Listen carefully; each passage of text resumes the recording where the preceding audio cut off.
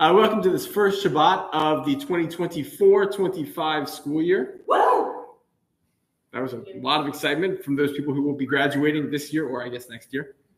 For anyone who's not sure, I'm Jeff Levin. I am the senior Jewish educator here at Hillel. My goal here, my job, is to make sure that everybody, whether you just came here from Katz Yeshiva or you're exploring Judaism for the first time, feels welcome. That goes for the people in this room and the other 6,300 Jewish students on campus. Well, most of them.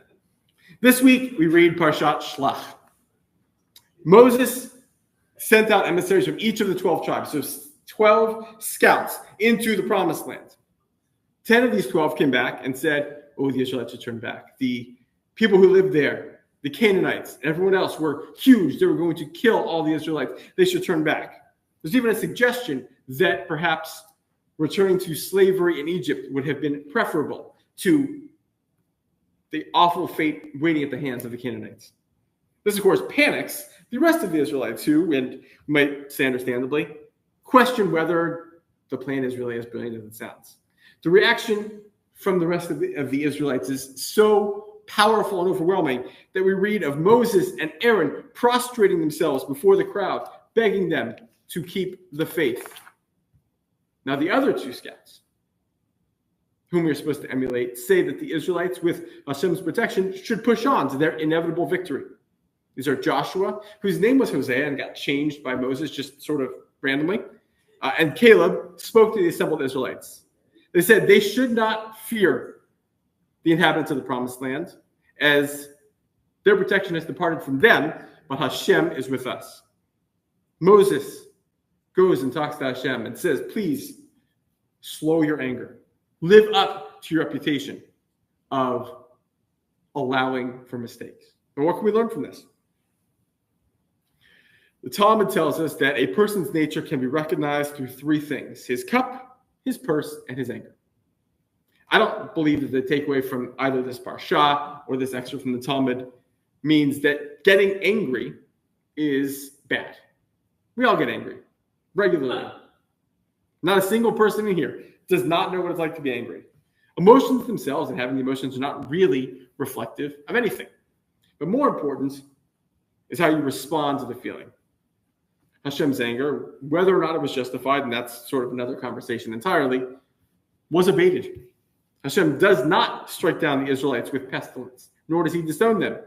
Instead, Hashem only I say, says, okay, everyone else is going to die in the desert after 40 years of wandering. Not one of you, except for Joshua and Caleb, are going to get to see the promised land.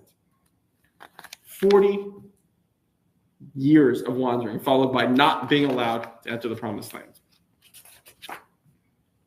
Of course, one reason for this is that the Israelites, despite having all of this evidence of Hashem, the parting of the Red Sea, for example, the 10 plagues, they've already received the 10 commandments. There's some evidence by this point. Still thinks that Hashem won't be powerful enough to protect them as they enter the promised land. Hashem might at this point be forgiven for at least feeling confused as to why they had doubt. But I want to suggest one potential reason why there might be this doubt. And it's something we all do. Whenever we make any change in life, even whether it's the most exciting, life-affirming change, we're going to face challenges. We'll have moments where we wonder if our choices were right, if maybe we should have stayed back in the comfort of what we'd always known. There may be some of you tonight who, have this feeling about either where you're going next after you leave UCF, or are at the end of your first week here and are wondering the same kind of thing. In a commentary on this week's Parashat, Rabbi Kerry Olitsky writes that these rosy memories of the past might not really be what they seem. We tend to remember, by and large, good things. And we may be better served to focus on the present, even at times when life seems all uphill. For Israelites who were romanticizing a past, that meant going back to slavery.